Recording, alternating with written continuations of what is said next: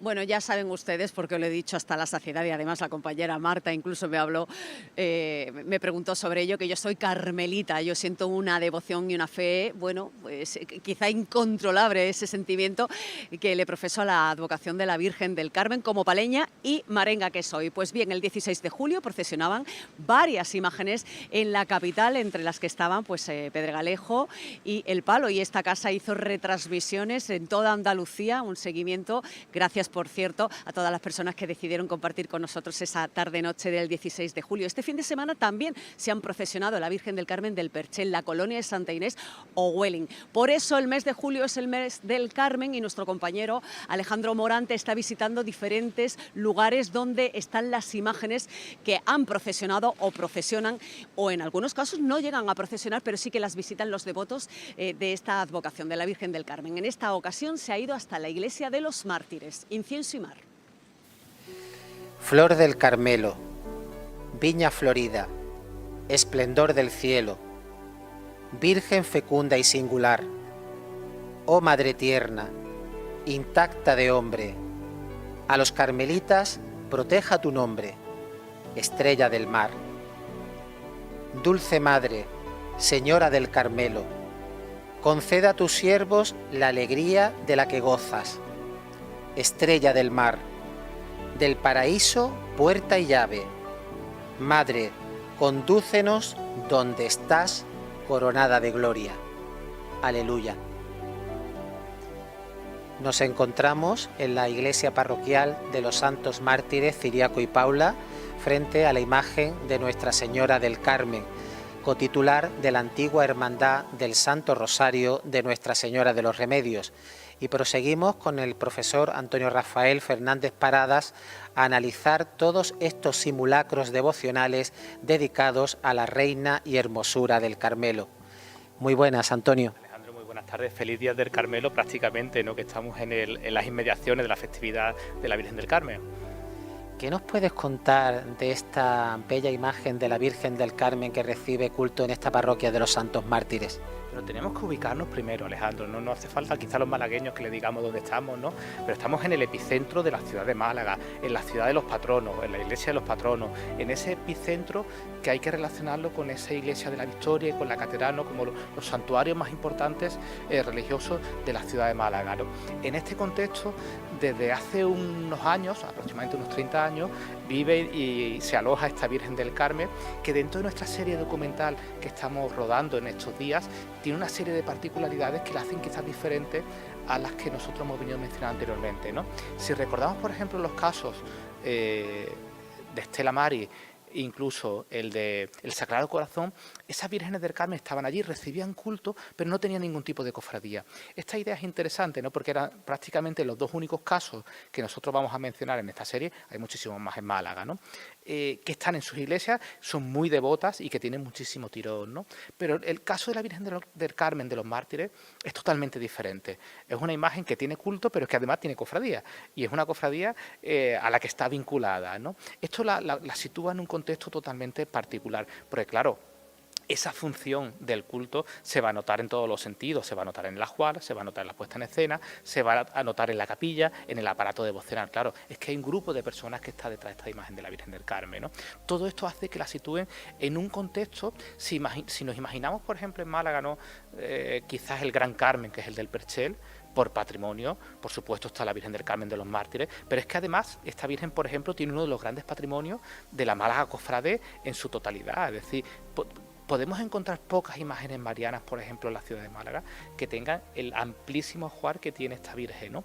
Por esto son unas circunstancias un tanto particulares, ¿no? Y nosotros queríamos enfocarnos en unos textos especiales que estamos haciendo para reflejar esta realidad, ¿no? Cómo se ha hecho un sitio propio, cómo ese sitio propio se ha fomentado también por los devotos, por el mecenazgo y por una política patrimonial como muy, muy estructurada, Alejandro.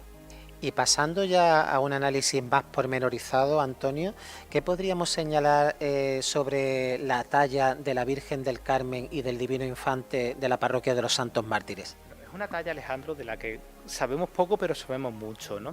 Y es una talla de la que tiene una serie de particularidades que en el contexto de la historia de la escultura malagueña son bastante importantes. ¿Por qué? Porque de ellas sí que sabemos quién las hace, ¿no? Existen muchas otras tallas anónimas en la ciudad de Málaga que todavía no están vinculadas, por ejemplo, con ningún taller, pero ella específicamente, gracias a los estudios de nuestro compañero Francisco Flores, sabemos que la hace el escultor Diego Gutiérrez Toro en el año 1854, ¿no? Este dato es importante, ¿por qué? Porque nuestro compañero Francisco Flores ha puesto de manifiesto la importancia de una serie de sagas familiares a lo largo del siglo XIX y su extrapolación en el siglo XX. Sagas familiares como los Gutiérrez de León, que quizá era la más conocida en el entorno malagueño, por ejemplo, con la Virgen del Socorro de la Cruz de la Sangre, o vinculada con ellos, por ejemplo, Zamarrilla también, ¿no? Era una saga que venía ya funcionando desde el siglo XVIII. Es ese contexto, por ejemplo, donde se desarrollan los grandes barros malagueños, la historia de los barros malagueños, ¿no?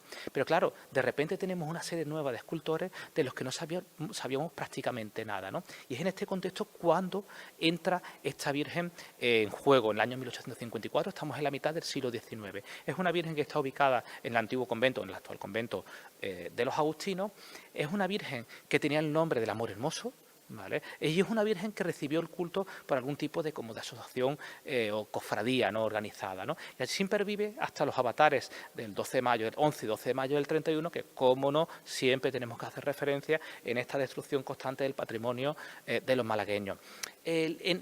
Partiendo de estos avatares, sobrevive la mascarilla de la Virgen, y será aproximadamente en los años 90 cuando el escultor, digamos, vigente en la ciudad de Málaga, que viene trabajando de los 60, 70, 80, que era Pedro Pérez Hidalgo, interviene en la imagen para decentarla y ponerla a disposición del público, ¿no? Posteriormente la vuelve a intervenir de nuevo, ¿no? Pero claro, tenemos que aclarar que quizás la fisonomía actual de la Virgen viene de otro contexto un poquito más tardío.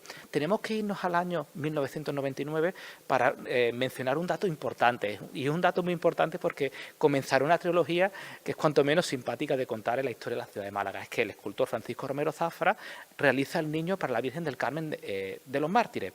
Será el mismo escultor el que posteriormente haga el segundo niño para la Virgen del Carmen del Perchel, y también realizará el niño para la Virgen del Carmen de San Gabriel, ¿no? Con lo cual tenemos una triada de niños que vienen del mismo escultor, que es un dato bastante interesante.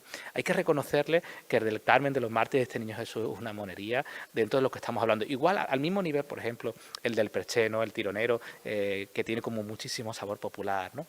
¿Qué pasa? Que Francisco Romero Zafra, el escultor cordobés, que además una de las grandes cabezas de, digamos, escultóricas actualidad, si tenemos varios focos productivos, pues tenemos Córdoba, Málaga, Sevilla, Cádiz, etcétera, sin lugar a dudas, gracias a la obra de Francisco Romero Zafra y Antonio Bernal, Córdoba volvió a asistir y a tener su propia escuela escultórica, ¿no?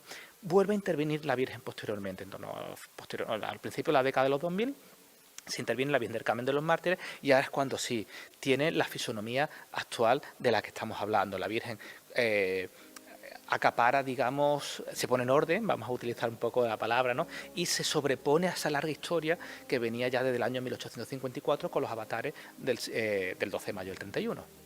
¿Qué aporta esta Virgen del Carmen dentro de la iconografía carmelita en Málaga? Es una Virgen muy interesante, Alejandro, porque aporta empaque. Es una Virgen con muchísimo empaque, ¿no? Que alguien pensará que este es un término poco artístico, ¿no? Pero es una Virgen que cuando tú la ves tiene muchísima presencia. Es una Virgen de un buen tamaño, es una Virgen muy bien resuelta, es una Virgen que tiene muchísima dulzura en el rostro y muchísima personalidad. Es algo muchísimo más suave, por ejemplo, que los Gutiérrez de León. Los Gutiérrez de León tienen un arte muchísimo más duro, muchísimo más perfilado. Es un arte que que rompe totalmente con la historia, por ejemplo, de la escultura malagueña, ¿no?, con Fernando Ortiz, los Asencio de la Cerda, etcétera, ¿no? Pero esta Virgen nos ofrece una personalidad escultórica totalmente diferente. Si hacemos memoria, que esto es un dato importante también, es aproximadamente la tercera o cuarta Virgen más antigua de Málaga. Bueno, de Málaga es la más antigua, Málaga capital, y de la provincia de Málaga probablemente, si descontamos la Virgen del Carmen de la Encarnación de Antequera del escultor Diego Márquez y la propia Virgen del Carmen de Antequera del convento de los Carmelitas, esta es de las más antiguas de la provincia de Málaga y de la capital seguro. Es decir, posteriormente tenemos que pensar que desde 1854 nosotros la siguiente Virgen del Carmen que tenemos, la del Perchel. Es decir, que se llega en el año 38 con esos avatares que tuvo intermedio, que nosotros ya conocemos, que Paco Palma hace una Virgen después del 31 y se vuelve a perder con los avatares del 36. Recordamos también que en ese contexto este es el pleno apogeo de la Virgen de Dolor. Es decir, y estarán llegando las vírgenes por circunstancias varias, de Welling, por ejemplo, o las vírgenes del Palo, otras muchísimas, por ejemplo. Tenemos un caso particular que es la Virgen del Carmen de Campanillas, Alejandro. ¿Por qué? Porque es una Virgen del Carmen de la Escuela Olotina, pero es de las antiguas. Ojo, es de 1898 aproximadamente, que es de los quizás más antiguos, ¿no? Desconocido totalmente, ¿no? Está un poquito en los barrios de afuera, no lo echamos cuenta, ¿no? Habitualmente. Pero claro, en Málaga capital es muy difícil encontrar una virgen de este tipo de antigüedad. La Virgen del Carmen de los Mártires tenemos que relacionar un poco con esas pocas imágenes que han sobrevivido malagueñas de los siglos XVIII-XIX, ¿no? Por ejemplo, la propia Virgen de los Remedios de aquí de la parroquia, la Virgen de la Paz del Convento de la Trinidad y poco más tenemos, ¿no? Es decir, de esas grandes imágenes de Ciocheca. Entonces la imagen del Carmen de los Mártires viene a aportar el arte escultórico malagueño del siglo XIX, con muchísima presencia, con muchísimo empaque y además, ojo, aporta otra cuestión que es importante tener en cuenta, que es la devoción carmelitana del centro. Y esta idea siempre tenemos que tenerla en cuenta, ¿no? Porque a pesar de que tenemos un convento carmelita muy cerca, y nosotros ya lo hemos dado a conocer, ¿no? El de San José, no hay devoción carmelita en ese convento, no se ha fomentado, ¿no? El Carmen del Perchel, la gran devoción del Carmen de Málaga, pero es el Carmen del Perchel, ¿no? Y aquí en el centro no encontramos ninguna virgen que ocupe este papel, que es el papel que actualmente está ocupando la Virgen del Carmen de los Mártires, ¿no? Por eso nosotros diremos que la Virgen del Carmen tiene que salir en procesión sí o sí en el futuro, Alejandro. Otro rasgo también que has hecho mención al principio es que la Virgen del Carmen de los Mártires tiene un grupo humano detrás, ¿no? Es la antigua hermandad del Santo Rosario de Nuestra Señora de los Remedios que se encarga de su culto y de su devoción. Es un rasgo también muy particular dentro de las advocaciones carmelitas en nuestra ciudad. Es muy particular y muy importante, Alejandro. Es decir, sin personas no existen las cofradías, ¿no? Esto es extrapolable a cualquier grupo parroquial, cualquier hermandad de la actualidad, ¿no? Claro, por eso esta Virgen tiene un papel diferente al resto de las demás, ¿no? Solo hay que verla, ¿no? La presencia que tiene, el empaque que tiene. Parece una tontería lo que voy a decir, pero la Virgen del Carmen del Percher prácticamente no tiene derecho a tener un altar de cultos. Es decir, por circunstancias varias no lo tiene. Esta Virgen sí que lo tiene por otras circunstancias totalmente diferentes, ¿no? Tendríamos que hacer el tirón de orejas también, ¿no? Que la Virgen del Carmen del Perche hay que dejarla que tenga ese gran aparataje cultural, ¿no? Claro, eso aquí es totalmente diferente y se entiende que es que la gran devoción del Carmen del centro está aquí, ¿no? Hay personas además con gusto, porque solo hay que ver el proyecto que se ha hecho con la Cofradía de los Remedios en su pluralidad. Retablo, trono, se ha buscado lo mejor hecho por los mejores, ¿no? El amplio patrimonio textil que dispone la Cofradía de los Remedios para sus dos imágenes marianas, pero eso también es extrapolable a retablo, es decir, es de los pocos grandes retablos que se han hecho en Málaga que han dejado, que eso es otro error. Nuestras iglesias no tienen por qué estar vacías de retablo y la Junta de Andalucía debería tomar conciencia de que tenemos que tener derecho a tener retablos, no porque se perdiesen el 12 de mayo o el 31 ya no hay más derecho a hacer ningún tipo de retablo, ¿no? Y por ejemplo también el trono de Manuel Toledano de la Virgen de los Remedios, ¿no? Bajo el diseño de Javier Sánchez de los Reyes, ¿no? Con lo cual estamos viendo que ese grupo de personas, que a lo mejor no es el más extenso del mundo, pero como que tiene una política patrimonial como muy marcada, ¿no? Está buscando lo mejor para sus dos titulares. Lo que nos falta es el siguiente paso, es que esta imagen se tome conciencia de la importancia que tienen, conciencia pública, porque ya está claro que patrimonialmente ya lo estamos hablando, ¿no? Y que esta Virgen se echa a las calles del centro de Málaga. ¿Qué podríamos decir, Antonio, sobre la política patrimonial que la Hermandad de los Remedios ha tenido en los últimos años para engrandecer este ajuar tan importante que luce la imagen de la Virgen del Carmen? Alejandro, es un caso totalmente paradigmático en la historia de la Semana Santa de Málaga, pero también de la Gloria. Específicamente en el caso de la Gloria no hay ninguna imagen, salvo el Carmen del Perchel, que tenga el ajuar que estamos encontrando aquí, ¿no? Esto se debe a una serie de factores un poco como entrecruzados, ¿no? Los gustos personales, el buen hacer de las personas, el interés por tener lo mejor, es algo que siempre es muy acusado en la Cofradía de los Remedios, tanto para la Virgen de los Remedios como para la Virgen del Carmen, porque además una cofradía con dos imágenes marianas se podría pensar, pues bueno, como lo importante a priori es la Virgen de los Remedios, pues para la otra no hacemos nada, ¿no? Aquí es totalmente al contrario, es decir, en cierta manera ambas imágenes se han llevado al parejo, es decir, a nivel de ajuar patrimonial, ¿no? A la Virgen del Carmen de los Mártires solo le falta el trono y porque los demás los tiene todo al completo, ¿no? En esa política patrimonial tan completa que servirá el día de mañana para hacer historia, por ejemplo, del bordado de la ciudad de Málaga, encontramos cosas muy interesantes, porque por ejemplo tenemos piezas de bordado, pero por supuesto tenemos toda la orfebrería, ¿no? Estamos pensando en un proyecto integral, ¿no? No solo vestimos a la Virgen, sino que acentamos en todo lo que sea necesario. Claro, ahí estaremos hablando de orfebrería, talla, etcétera, ¿no? Por supuesto con los bordados. Dentro de los bordados hay dos cuestiones que son interesantes. Son las piezas que se han hecho nuevas, profesos, para vestir a la imagen del Carmen en este caso, como podría ser el caso también de la Virgen de los Remedios. Y después otro fenómeno muy interesante, que es una búsqueda constante de piezas antiguas para enriquecer el ajuar de ambas vírgenes, ¿no? En este caso de la Virgen del Carmen, con piezas de muy diferente procedencia. Es decir, pues aquí los devotos y la propia cofradía pues han ido un poco donde han viajado, han encontrado bordados y demás, pues ha habido una continua búsqueda de esos bordados históricos, bordados antiguos, que les han permitido en componer piezas súper interesantes, Alejandro, ¿no? En esa realidad después está lo que decíamos también de todas las piezas bordadas, ¿no? Bordadas en la actualidad por todos, prácticamente. Aquí tenemos un catálogo del bordado malagueño, ¿no? Tenemos a Joaquín Salcedo, a Marchante, etcétera, Antonio Moreno, ¿no? Todos han tenido un poco el hueco según los contextos en los que nos encontramos, ¿no? Todo esto, Alejandro, para arropar a una Virgen del Carmen que tiene además, como hemos dicho anteriormente, muchísima personalidad, ¿no? Se ha intentado en todo momento resaltar los valores plásticos de la Virgen del Carmen de los Mártires, ¿no? Es interesante mencionar un poco, Alejandro, algunas cualidades de ello, ¿no? Quizá la Virgen del Carmen es un poco más seria, es una Virgen que ejerce de madre en ese sentido, ¿no? Porque el niño se lleva todas las delicias, ¿no? En este caso, ¿no? El niño es para llevárselo a cada uno a su casa y tenerlo allí y acunarlo, ¿no?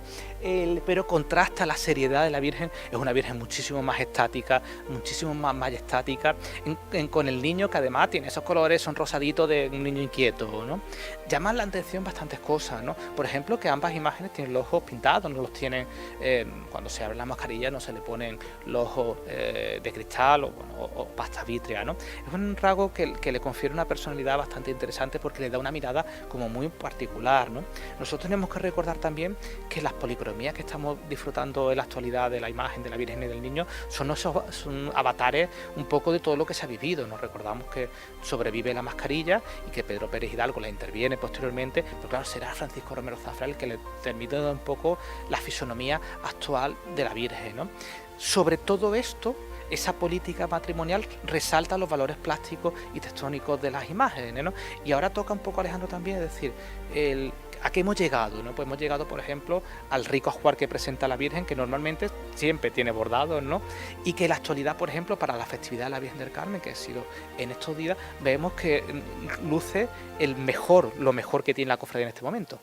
¿Qué podríamos decir, Antonio, sobre las piezas bordadas textiles que tiene la Virgen del Carmen ahora, cuando la estamos contemplando aquí en toda su riqueza y hermosura? Podemos ver, distinguir varias cosas, ¿no? El terno, pues si lo dividiésemos en varias partes, pues tendríamos un poco la capa manto, que no es manto sino capa, la toca sobre manto, la estola y la saya, y el vestidito que lleva el niño, ¿vale? Si el manto está hecho con un antiguo palio, y sobre él, en esa política que hemos mencionado anteriormente de la Cofradía de los Remedios, pues muy acertadamente se ha ajustado para los valores relacionados con la Virgen del Carmen, y además que le sienta muy bien un manto que se ve con muchísimo empaque realmente, ¿no? Eso también hay que destacar, la capacidad que tienen los bordadores de crear nuevas obras de arte con bordados antiguos, los anteriores, ¿no? Eso por un lado, ¿no? Es también de la Virgen del Carmen, que pues tiene ese ajuar de mantos bordados, ¿no? Por otro lado tenemos, Alejandro, la que podría ser prácticamente una saya de coronación, ¿no? Que podría ser el caso, ¿no? Que es todo lo que es la estola y la saya de Joaquín Salcedo, basada en unas ideas de diseños anteriores.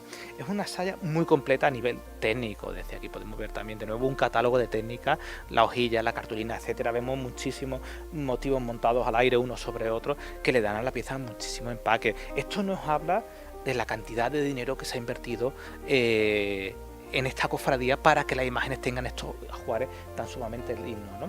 Por ejemplo, tenemos el vestidito del niño, que es una pieza que se ha estrenado este año. Sí, es obra de José Soler, que es el vestidor de la imagen de la Virgen de los Remedios, y que ha hecho, pues, vamos, es un poco el alma mater que ha posibilitado todo este engrandecimiento patrimonial. Bueno, y además una persona que tiene la conciencia, ¿no?, de que las imágenes tienen que tener un rico ajuar procesional, ¿no? Aquí ya está todo preparado para que la Virgen del Carmen de los Mártires se eche a la calle, ¿no? Y la cofradía, con esas vistas de futuro, probablemente ha ido plantando una semilla.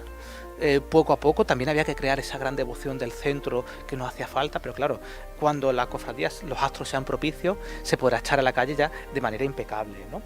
Si seguimos un poco continuando con con lo que lleva la Virgen puesto, y dentro de esa amplia política patrimonial de la cofradía hay que destacar todo el patrimonio orfebre, de orfebrería del que dispone la Cofradía de los Remedios. Es que está todo, es decir, un ajuar totalmente completo, ¿no? Quizás a simple vista llama muchísimo la atención la corona de borrero.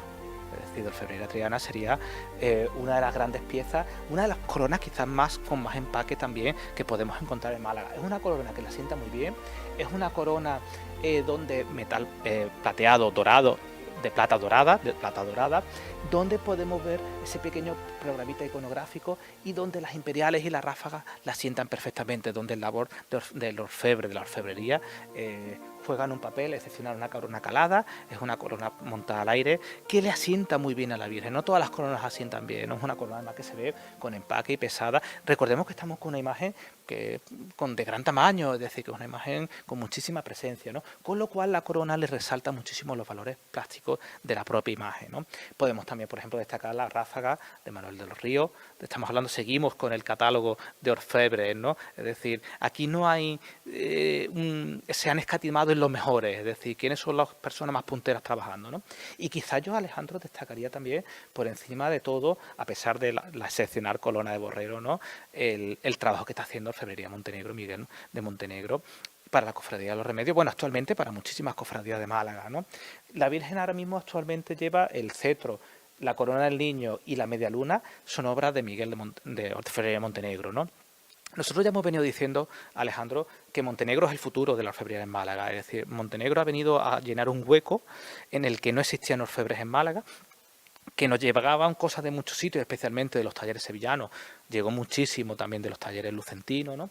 La gran particularidad de Orfebrería Montenegro es su calidad. Miguel dibuja, en cierta manera esculpe, ¿no?, a la hora de hacer sus obras, pero es un taller en el que se pueden hacer cosas seriadas, pero no es la política del taller, es decir, es un taller donde la política es hacer obras originales hechas a mano dentro de los propios artesanos que trabajan dentro del taller, ¿no? No es un taller que trabaje troquelado, seriado para llenar cosas, ¿no? Claro, eso nos permite ver, pues de nuevo, pues esta corona que tiene el niño, el cetro y, como decía, la media luna, que es una auténtica delicia en todo el trabajo del repujado, de la orfebrería, del cincelado, ¿no? Miguel de Orfebrería Montenegro nos va a contar muchas cosas en el futuro, está teniendo grandes proyectos totales, quizás lo que le falte por llegar sean esos grandes tronos de orfebrería, pero no me cabe ningún tipo de duda que no habéis superado el trámite de ser capaz de esto, porque al fin estas piezas son joyas, es decir, el cetro o la corona del niño son piezas de orfebrería, son piezas de joyería realmente, ¿no? No es la plata tradicional antequerana, que no era plata, por ejemplo, calada, ¿no? Aquí estamos viendo un trabajo totalmente de joyería, ¿no? Esto nos sitúa a la Virgen del Carmen de los Mártires dentro de los grandes patrimonios de la Málaga del siglo XXI, Alejandro. Otro detalle que también llama poderosamente la atención es el enjollamiento de la imagen, ¿no? Luciendo esos grandes pendientes, ¿no? Ese pecherín también con muchos broches, y después el detalle tan simpático del niño, del divino infante, con esos zapatos de plata y sus calcetines rojos. Angelito, que tiene que tener los pies, pues pobre, con estos calores que tenemos en Málaga, estos calcetinitos de lana que lo hacen las delicias de todo el mundo. Tienen que venir a la iglesia de los Mártires y disfrutar de esta Virgen y disfrutar de este niño, que es más comedido que el del perché, porque ya que no está enganchándole las joyas a la madre en este sentido, dentro de que es un niño revoltoso y se le ve con los coloritos, está totalmente, perfectamente conjuntado, y aquí hay, de nuevo, la Cofradía de los Remedios destaca por ese gusto a la hora del detalle infinito, ¿no? El propio aparataje que se ha montado para estos días de culto de la Virgen del Carmen, Alejandro, es como era para estar sentado delante de ella, para poder disfrutar, ¿no? Por eso no nos cansamos de decir que ya que se ha hecho toda esta inversión patrimonial, se ha cuidado de la puesta en escena, la Virgen del Carmen de los Mártires requiere echarse a las calles en un tiempo más cercano que tardío.